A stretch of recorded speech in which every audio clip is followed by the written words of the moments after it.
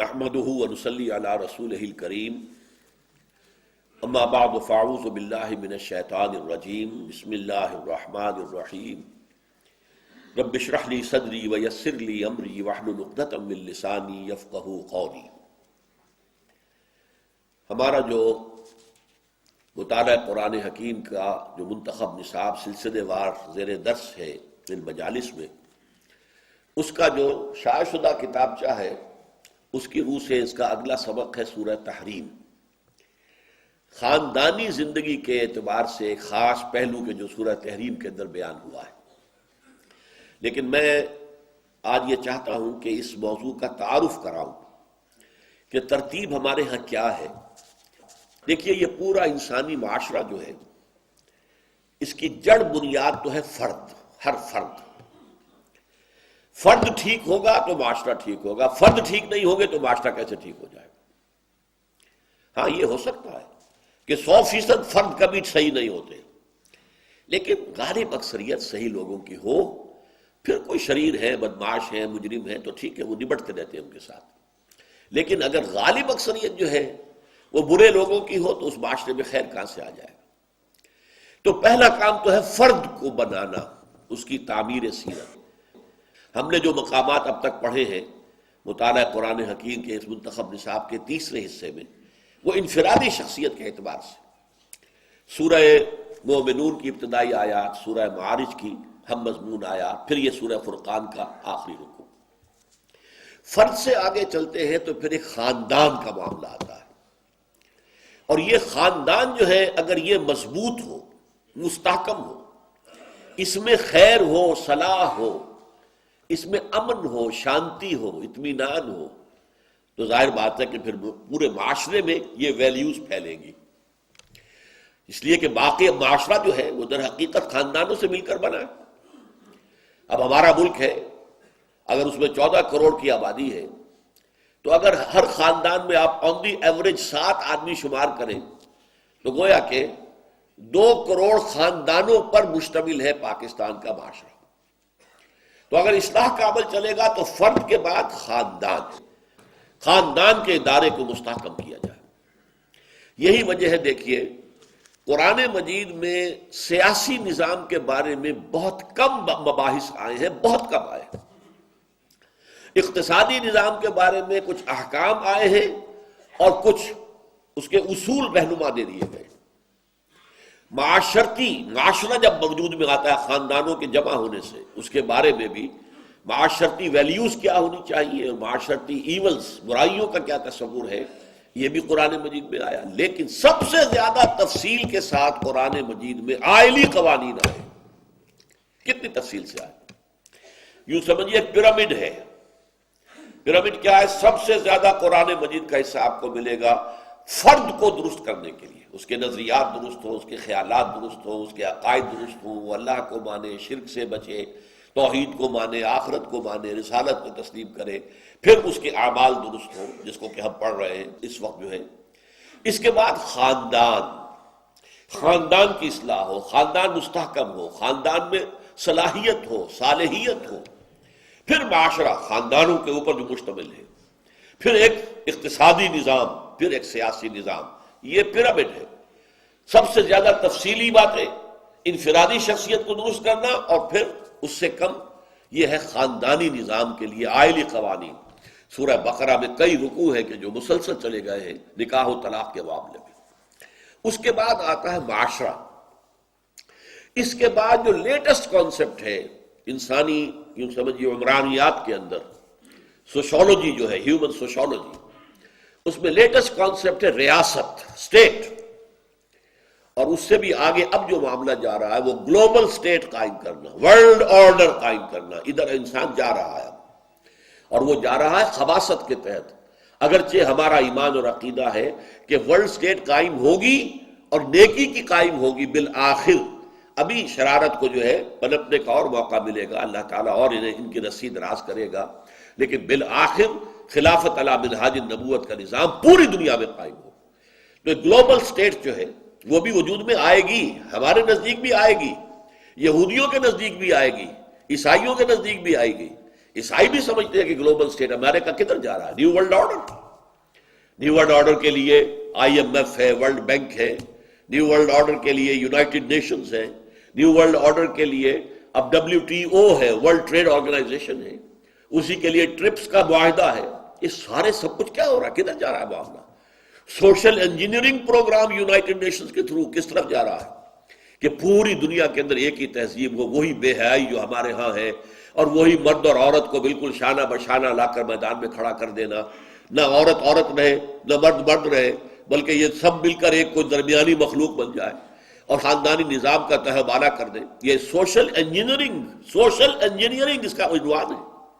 تو یہ ہو رہا ہے دنیا میں. تو اس وقت میں آپ کو بتانا چاہتا ہوں کہ خاندان کے ادارے کو مستحکم کرنا جو حکمت دین کا جو ہے ایک اہم موضوع ہے. یہ کس اعتبار سے ہوتا ہے؟ نمبر ایک، یہ خاندان وجود میں آتا ہے ایک مرد اور ایک عورت میں رشتہ نکاح سے. اس نکاح کی کتنی تاکید قرآن میں ہے، احادیث میں ہے، اس کے لیے دائرہ کتنا وسیع کر دیا ہے. آپ ٹھیک ہے، ایک مسلمان مشرکہ خواتین سے نکاح نہیں کر سکتا، مشرکات ہیں. حالانکہ یہ عیسائی جو ہے کتنے بڑے مشرک ہیں، ان میں سے بھی عیسائی اور یہودیوں کو مستثنیٰ کر دیا گیا. عیسائی اور یہودی عورت سے آپ شادی کر سکتے ہیں، مشرکہ سے نہیں کریں گے، ہندو سے نہیں کریں گے، کوئی اور جو بھی مظاہر فطرت کو پوجنے والے ان سے نہیں کریں گے. پھر مسلمانوں کے اندر چند رشتے مقرر کر دیے کہ ان سے تو یہ اب محرمات ابدیہ، ان سے شادی نہیں ہو سکتی. باقی جو خود پہلے ہی سے کسی کے نکاح میں ہے خواتین محصنات، ان سے نکاح نہیں ہو سکتا. باقی آپ کے لیے کھلی چھوٹ ہے. احل لکم ما وراء ذالک، یہ سورہ نساء میں جہاں وہ محرمات ابدیہ کا ذکر آیا، باقی سب حلال ہے تمہارے لیے، تم شادی کرو. پھر شادی میں بھی اتنی چھوٹ نہیں، 2 3 3 4 4، اس لیے کہ اللہ تعالیٰ نے طبائع بنائی ہے نا، طبیعتیں ہیں. کسی کی طبیعت کے اندر حب مال، دولت کی حرص بہت زیادہ ہے، کسی کے اندر شہوت زیادہ ہوتی ہے. جس شخص کے اندر وہ شہوت اتنی زیادہ نہیں ہے وہ نہیں سمجھ سکتا، لیکن جس کے اندر وہ شہوت ہے وہ ایک بیوی پر قناعت نہیں کر سکتا. تو قدرت بنانے والا تو اللہ ہے نا، اللہ جانتا. اللہ تعالیٰ نے انسان کے اندر جو ہے وہ داعیات رکھے ہیں. تو یہ 2 2 3 3 4 4 مثنا و ثلاث و رباع کی حد تک جو اجازت دی گئی ہے وہ کس لیے دی گئی؟ نکاح کرو، زنا کا دروازہ بند کرو. نکاح کا میدان جتنا کھلا ہوگا اتنا ہی زنا کا دروازہ بند ہو جائے گا. اور نکاح کو آپ سخت کر دیں گے، تنگ کر دیں گے، اس کی شرائط بڑھا دیں گے، اس کے لیے رسومات اور اس کے لیے خرچے اور اس کے لیے یہ کر دیں گے، تو ظاہر بات ہے کہ زنا کا راستہ کھل جائے گا. یہ ریسیپروکل ہے ایک دوسرے کے خلاف، زنا یا نکاح. اسی لیے سادہ ترین تقریب ہونی چاہیے نکاح کی، اس کے اندر جو ہے کوئی بہت بڑے بڑے خرچے اور یہ نہیں ہے. اور فرض کیجئے کہ آپ کے پاس آپ کی معاشی حالت جو ہے بہت اچھی نہیں، کوئی بات نہیں. حضور نے فرمایا کہ جو آئے گی وہ اپنا رزق لے کر آئے گی، اللہ تعالیٰ کا رازق ہے، توکل کرو، شادی کرو. ہاں جس کے پاس مہر دینے کے لیے بھی کچھ نہیں ہے، اس کے لیے کہا گیا کہ اس کے لیے بھی ایک رعایت کر دی گئی. کسی لونڈی سے ہمارے معاشرے میں معاملہ موجود نہیں ہے، اس وقت تھا، لونڈی سے نکاح کر سکتے جو حالانکہ پسندیدہ نہیں ہے، ورنہ یہ کہ روزے رکھو تاکہ شہوت کا زور جو ہے ٹوٹ جائے. تو اس حوالے سے نکاح کا معاملہ جو ہے، اسی لیے میں آپ کو ایک حدیث آج خاص سنانا چاہتا ہوں. حضور نے فرمایا النکاح من سنتی، یہ تو جو نکاح کا خطبہ ہوتا ہے اس میں ہمیشہ آپ سنتے ہی ہیں، فمن لم يعمل بسنتی فلیس منی، جان لو جو میری سنت پر عمل نہیں کرتا وہ مجھ میں سے نہیں ہے. یہ جو رہبانیت کا نظام دنیا میں رہا ہے، شادی نہ کرنا، شادی کریں گے 100 کھکیڑ پیدا ہو جائیں گے، کہاں ایک پیٹ کا پالنا، کہاں یہ کہ اب بیوی کو بھی کا رزق چاہیے اور بچوں کے لیے چاہیے، اور بچوں کی یہ مشکلات ہیں اور بچوں کے یہ مسائل ہیں، وہ بیمار ہو رہے ہیں، ان کا مدرسہ ہے، یہ سوچنا. لیکن اس وجہ سے ہم شادی نہ کریں، سختی کے ساتھ روک دیا گیا. یہ راستہ بند ہے شریعت کے اندر. اور بڑی ہدایت کی گئی کہ نکاح جلد سے جلد کرو، بچے اور بچیاں جوان ہو جائیں جلد سے جلد شادی کرو، ورنہ اگر وہ غلط راستے پر پڑ جائیں گے تو وبال والدین پر آئے گا کہ انہوں نے دیر کیوں کی. اس میں 3 اشخاص کا ایک خاص معاملہ، یہ صحیح بخاری کی روایت ہے، ثلاث راہط، 3 افراد میں کچھ زیادہ تقویٰ کا اور نیکی کا اور خیر کا بھلائی کا جذبہ کوئی بہت زیادہ بڑھ گیا، اعتدال سے آگے نکل گیا، تو انہوں نے سوچا کہ پہلے تو ہم پتہ کریں کہ حضور رات کو کتنی دیر نماز پڑھتے ہیں، کتنی دیر سوتے ہیں، اور حضور مہینے میں کتنے روزے رکھتے ہیں۔ ازواج مطہرات سے جا کے پوچھا، انہوں نے صاف صاف بتا دیا حضور رات کو نماز بھی پڑھتے، سوتے بھی ہیں، اور روزے رکھتے بھی ہیں، نہیں بھی رکھتے۔ تو انہوں نے کہا کہ حضور تو اللہ کے برگزیدہ ہیں، اللہ نے ان کے اگلے پچھلی خطائیں ساری ویسے ہی معاف کر دی ہیں، پھر معصوم ہیں، گناہ تو ان سے ہوئے ہی نہیں، نہ ہو سکتے ہیں، تو ان کے لیے تو اتنی عبادت کافی، ہمارے لیے کافی نہیں ہے۔ ایک نے کہا کہ میں ساری عمر شادی نہیں کروں گا، بس اللہ سے لو لگاؤں گا۔ دوسرے نے کہا میں پوری رات کھڑا رہوں گا نماز کے لیے، میں اپنی کمر جو ہے بستر سے لگاؤں گا ہی نہیں۔ تیسرے نے کہا کہ میں ہر روز روزہ رکھوں گا، کوئی ناغہ نہیں کروں۔ حضور کو اس کی اطلاع ہو گئی، آپ نے طلب فرمایا اور بڑے غضبناک انداز میں فرمایا، یہ آپ کا انداز نہیں ہے عام طور پر۔ غصے میں آپ نے کہا خدا کی قسم میں تم سب سے بڑھ کر متقی ہوں اور سب سے بڑھ کر اللہ سے ڈرنے والا ہوں، اخشاکم و اتقاکم، لیکن میری سنت یہ ہے کہ میں رات کو نماز پڑھتا بھی ہوں، سوتا بھی ہوں، نفلی روزہ رکھتا بھی ہوں، نہیں بھی رکھتا۔ میں نے شادیاں کی ہیں، کتنی شادیاں کی ہیں۔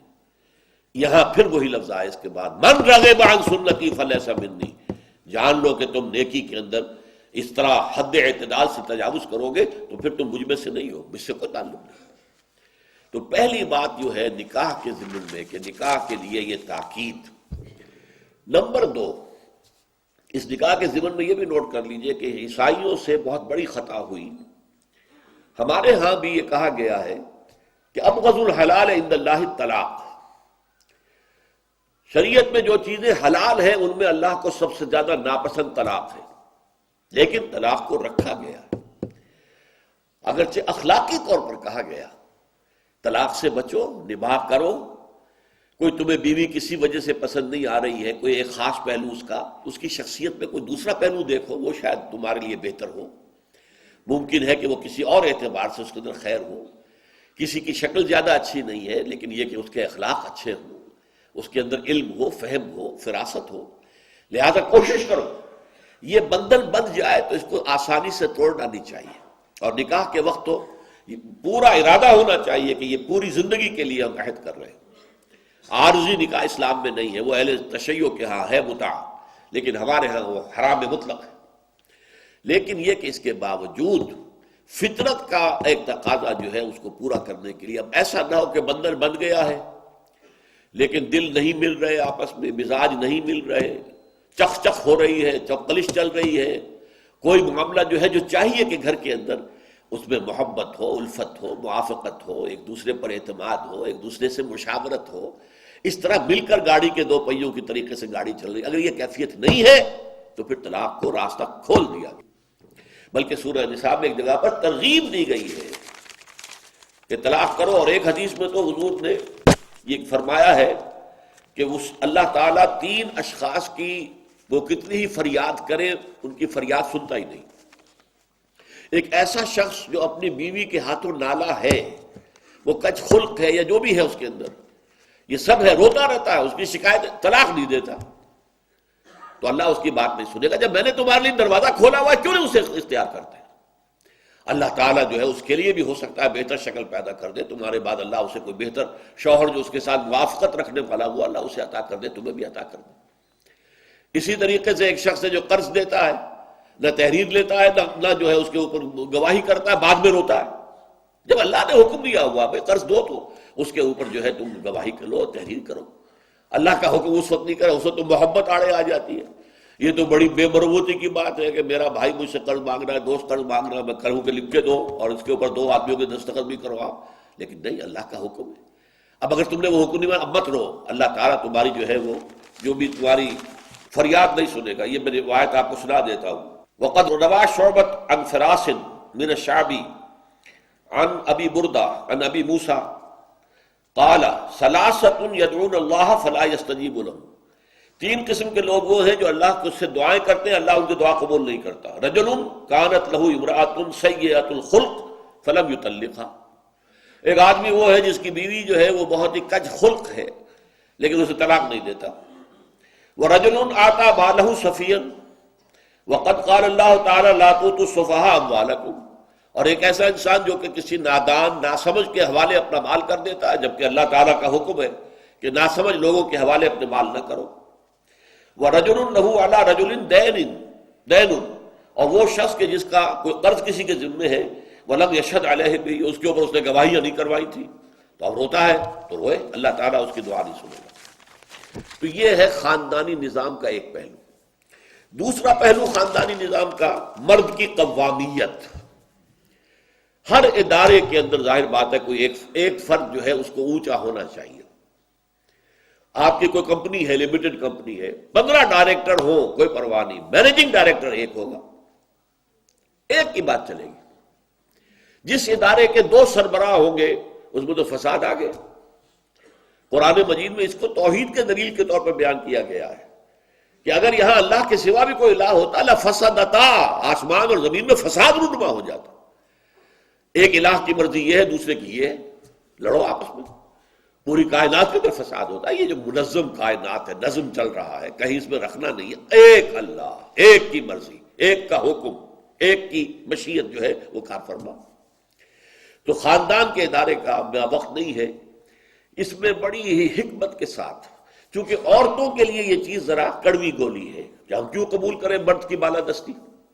اور آج کی دنیا میں تو ظاہر بات ہے ویمن لب اور فیمنزم کی تحریکیں جو ہے وہ عورتوں کو بغاوت پر اکسا رہی ہیں، خاندان کی چولیں ڈھیلی کر رہی ہیں، جیسا کہ مغرب میں ہو چکا ہے. خاندان کا معاملہ تباہ و برباد ہو گیا.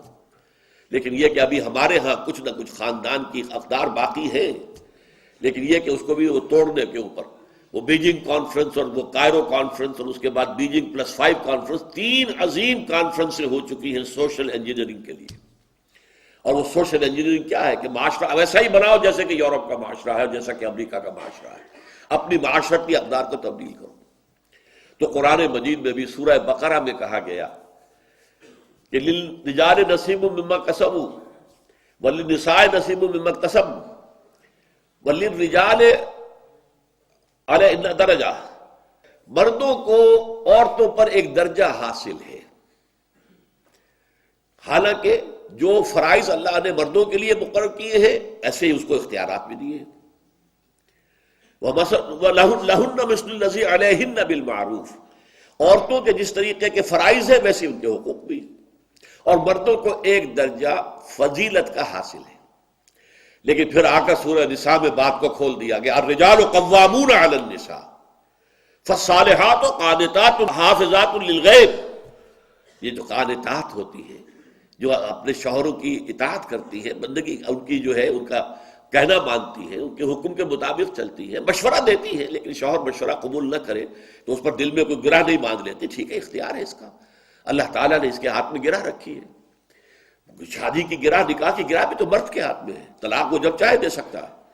عورت طلاق نہیں لے سکتی، وہ تو خلا کرے گی، یا تو عدالت کو بیچ میں ڈالے گی یا برادری کے بڑے لوگوں کو، پنچوں کو درمیان میں ڈالے گی، تو خلا حاصل کرے گی، طلاق دے نہیں سکتی. مرد کو اختیار دیا گیا ہے، بے یدہ عقدۃ النکاح، اس کے ہاتھ میں جو گرہ ہے، جو گانٹھ باندھی گئی ہے یہ شادی کے نکاح کی، اس کا اختیار مرد کے ہاتھ میں. فالصالحات قانتات حافظات للغیب، نیک بیویاں وہ ہیں جو شوہروں کی اطاعت گزار ہیں. یہاں تک حضور، یہ تو قرآن کے الفاظ ہیں سورہ نساء کے، حضور نے یہاں تک فرمایا اگر کسی انسان کو سجدہ کرنا جائز ہوتا، کسی انسان کو سجدہ کرنا جائز ہوتا تو میں بیویوں کو حکم دیتا کہ وہ شوہروں کو سجدہ کریں. یہ ہے حکمت نبوی. خاندان کا ادارہ مستحکم اگر رہے گا تو اسی طور سے رہے گا کہ یہ ان دونوں کے درمیان جو ہے ایک مرد کے اور عورت کے درمیان معاہدہ تسلیم کرے قولا زینا کہ مرد قوام ہے، اس ادارے کا سربراہ ہے، اس کو حاکم کہہ لے، اور عورت کی حیثیت وزیر کی ہے، مشیر کی ہے، وزیر کی ہے. تیسری چیز اس سے استحکام خاندان کے ضمن میں کیا ہے؟ اللہ تعالیٰ نے جو شہوت کا جذبہ انسان میں رکھا ہے، جس کے بارے میں آپ کو معلوم ہے کہ جو جدید سائیکالوجی کا سب سے بڑا بابا آدم سمجھا جاتا ہے فرائڈ، اس کے نزدیک تو انسان کے محرکات عمل میں سب سے زیادہ پورٹنٹ جو ہے وہ سیکس ہے، سیکشول ارج ہے. ہم اس سے اتفاق نہیں کرتے، اس نے مبالغہ کیا ہے، لیکن اس میں کوئی شک نہیں کہ یہ جو سیکشول ارج ہے یہ بہت قوی ہے، بہت قوی ہے. اور یہ اسلام یہ چاہتا ہے کہ یہ جتنی بھی اٹریکشن ہے مرد کے لیے میں عورت کے لیے، عورت میں مرد کے لیے، یہ زوجین کے درمیان رہے، زوجین سے باہر نہ جائے. یہ سارا نظام ہمارا معاشرے کا بنتا ہے. پردہ کیوں ہے؟ سیگریگیشن آف سیکسز کیوں ہے؟ تاکہ آپ کی نگاہ ہی نہ پڑے. خامخواہ آپ نے دیکھا کسی عورت کو اور وہ آپ کے دل میں گھر کر گئی، اب وہ آپ کے خوابوں میں آئے گی، آپ کی سوچ میں رہے گی. نتیجہ کیا نکلے گا؟ اپنی بیوی کی طرف رغبت نہیں رہے گی. وہ جو بانڈ آف لو ہے بٹوین ہسبینڈ اینڈ وائف وہ کمزور ہوگا، خاندان کا ادارہ کمزور ہو جائے گا. یہ سارا معاملہ جو ہے پردہ ہے، حجاب ہے، ستر ہے، اس کے لیے تفصیلی احکام سورہ نور میں ہے، سورہ احزاب میں ہے. یہ سب کس لیے؟ تاکہ سارا فوکس آف اٹینشن جو ہے وہ ہو زوجین کا ایک دوسرے کے لیے.